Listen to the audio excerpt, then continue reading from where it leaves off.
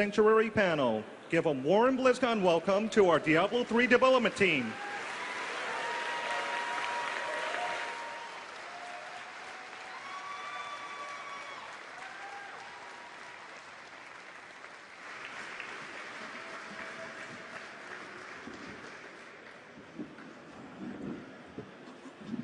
Oh, perfect. What's up with this? Oh, someone left a drink here. Hello, BlizzCon. How you all doing? Hey, our clicker works. So awesome. Hooray for the clicker! All right, so my name's Jay Wilson. I'm the game director on Diablo 3, and we have a bunch of cool stuff to show you today. Before we start, I'm going to introduce all the lovely people with me. As I mentioned my name already. To my left is Kevin Martins. He's our lead content designer. Josh Tallman, concept artist. Pete Cooper, senior environment artist. Pete. Jason Bender, senior system designer. Jill Harrington, senior technical artist. Steve Shimizu, lead gameplay programmer. Christian Leichner, our art director. And Michael Nicholson, senior user interface artist. Woo! Let's hear it for UI. So, war is coming to the world of Sanctuary, and it's a war unlike Sanctuary has ever seen. 20 years ago in the Diablo universe, the three, Baal, Mephisto, Diablo, they were taken down by humanity. Yeah, and thank you for that, by the way. We appreciate it. So, hell shuddered in fear. They've spent the last 20 years preparing for their revenge.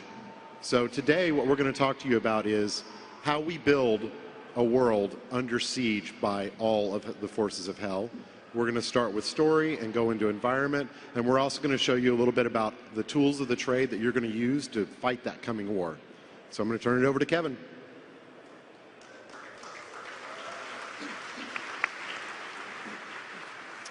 Okay, everyone. So Diablo 3 is a action game with a very blistering pace. It's very fast-paced, and everything comes at you. You know, you're killing monsters and killing loot. You're clicking on everything that moves and utterly destroying it. So there's some unique challenges in that in storytelling. So I want to show you guys a little bit about how we do action storytelling. So we have a philosophy at Blizzard that we say, play, don't tell. And whenever possible, we want players to experience the events of the story, to personally partake in the twist instead of just seeing it in a cinematic or a dialogue, etc. No matter how spectacular, you feeling it yourself is better. So we haven't always done a great job at this, and I want to show you guys an example from Diablo 2 that could have been better.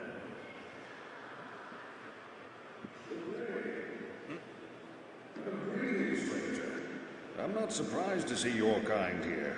Many adventurers have traveled this way since the recent troubles began. He goes on. No doubt you've heard about the tragedy that befell the town of Tristram. Some say that Diablo, the Lord of Terror, walks the world again. I don't know if I believe that, but a dark wanderer did travel this route a few weeks ago. He was headed east to the mountain pass guarded by the rogue monastery. Maybe it's nothing, but evil seems to have trailed. War's a good man, but he just won't shut up. And, you know, in Diablo, you really want to click on everything that moves until it blows up in bloody chunks and treasure. So,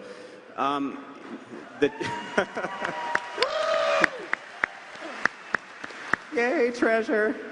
So, in Diablo 3, I want to show you guys an example that we have in the demo, so you can go and see this for yourself. And this is action storytelling. So in this case, you're going to get a little quest from this man. He's a weaponsmith who's been betrayed by somebody working with the evil cults. And he will tell you what he needs from you as he joins behind you. So he'll be talking and you can keep moving. Then the video is going to fade to the end of the plot where you have the showdown with the villain and an occultist leader who is ultimately behind it all. And all of that happens while you keep playing as well. So all of the talking is kept very short, and there's no dialogues that are anywhere near 1 minute and 4 seconds long, for example. No matter how slowly Warav talks, we're going to have him talk only just a tiny bit. And here we go. I will make an example of Dargon, that traitorous cur. Help me hunt him, and I will sell to you instead of those zealots. Master, help me. The crazed weapon maker wants my head. What makes you think I care for your life? Kill them, my pets.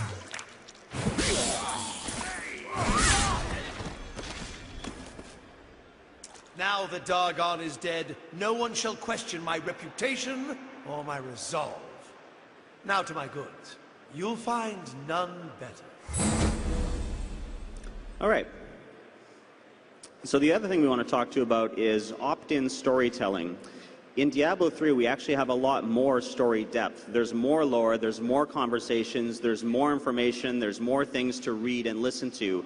But all of it, not all of it, the vast majority of it is opt-in. It's the player can experience it when he wants to. A great example of this is lore books. Lore books are objects that fall as treasure, and when you click on them, they automatically start playing an audio file where the narrator, the person who wrote the book that you found, is reading it out loud. So they have a little bit of voice acting, they're interesting, and it takes no more time than simply clicking on it to pick it up, and you're already experiencing the story, and you can keep running along killing monsters while you listen to it. So let's see one in action. I am convinced that some malevolent being is attempting to wrest control of my thoughts away from me. I hear voices directing me to horrendous acts. And there are times when I seem unable to control my body. Lazarus knows. I am certain of this. So this example that you're hearing is actually King Leoric. King Leoric was a king in the region of Tristram, and he went insane when Diablo tried to take over his mind. He successfully fought it off, but just being associated with Diablo drove him mad. And you actually hear him writing about his experiences as he slowly becomes the Skeleton King. So we're not just giving depth to existing characters, we're also filling out some of the stuff from the previous game. So a lot of interesting things there. So once you have a good story and you found some good storytelling techniques, your next challenge is to find a good scenario, a good level, and a way that ultimately a story can become something that's bigger than the sum of its parts. So a perfect story for a Diablo game is a siege. Basically, everyone understands it instantly. It requires very little explanation. Whether you're an attacker or a defender, everyone knows how a siege works. More than that, it's easy to design awesome action for. So Diablo gameplay is killing monsters, collecting loot, making new loot, etc. If you have the walls of a keep that's being besieged by demons, and in a few seconds we're going to show you Bastion's Keep and an army of demons, the biggest army of demons that has ever besieged the world of Sanctuary, you're the only person that stands between them and total annihilation. When you're just going and wiping out monsters on the wall, it feels way cooler and way more important than just some random area that you're going into. You're literally stopping a demon army, so that same gameplay becomes that much better.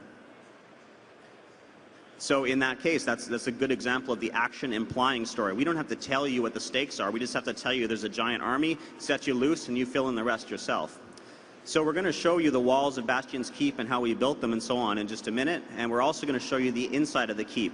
At a certain part in this story, demon sappers break into the bottom of the keep and start pouring up through. So the defenders are unprepared for this, and you have to run down and clear out the dungeon. So that same classic RPG and classic Diablo gameplay of wiping out a dungeon feels super awesome when you know you're saving all of humanity to do it. All right, so let's pass this over to Art and show you guys how we build these.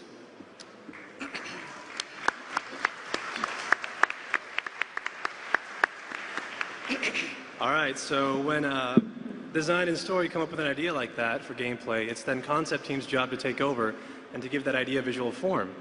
So when we were told that there was going to be a siege portion of the game, one of the first images that popped up in our heads was the image of a battleship. Now, on a battleship, there are a lot of shapes that really reinforce the idea that it's supposed to be this impenetrable fortress. So we decided to work those ideas into our early sketches and see how they turned out. If you look at some of those, for example, maybe you see that giant iron spike-like thing hanging off a chain kind of reminds you of an anchor, or the walkways of the fortress are already kind of long and elongated. They kind of resemble a ship anyway. So instead of having archers, maybe we should have giant ballistas on rotating platforms. It kind of reminds you of the guns on a gunship. And maybe instead of round towers or your typical square towers, we could have the towers be triangles to remind you of the bow of a battleship. And that triangular shape is something that all of us actually really liked because of its iconic properties, and we decided to use it as the main visual theme for the entire area. So we decided to put variations of the triangle all over the columns, the doorways, the walkways, the towers, and it really gave it this unified feel that made it look like it was designed by one architect, which was a good thing. So after that, it was time to define the materials, and for the materials, we chose just simple stone and iron.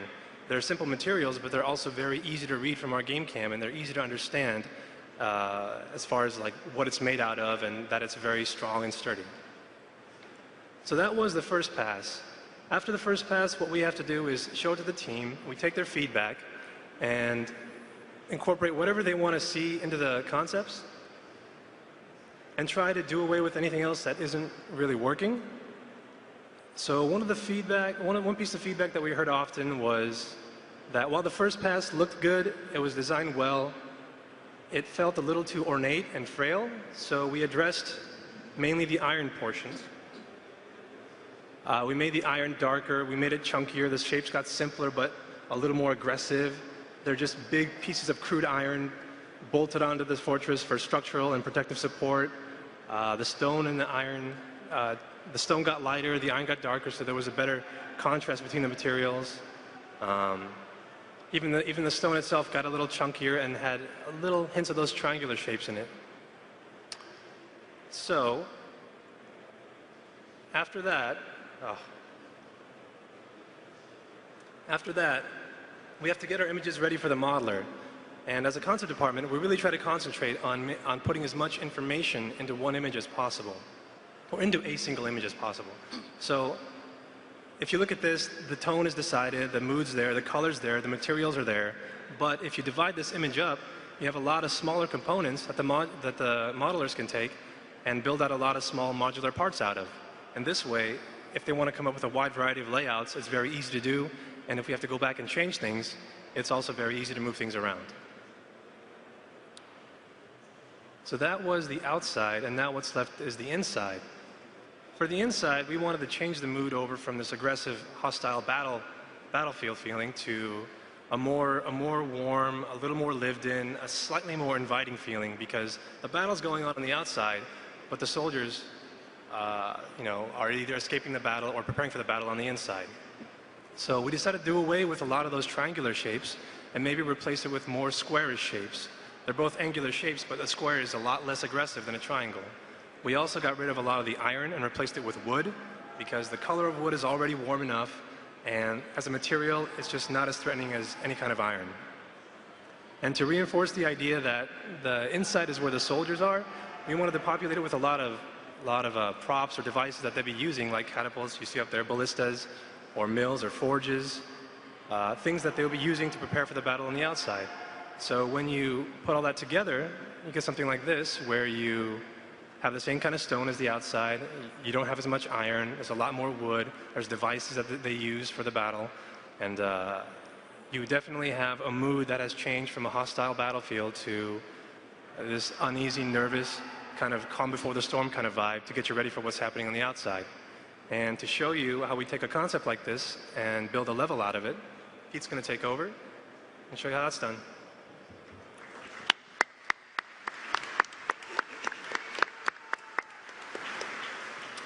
Thanks, Josh. Great job.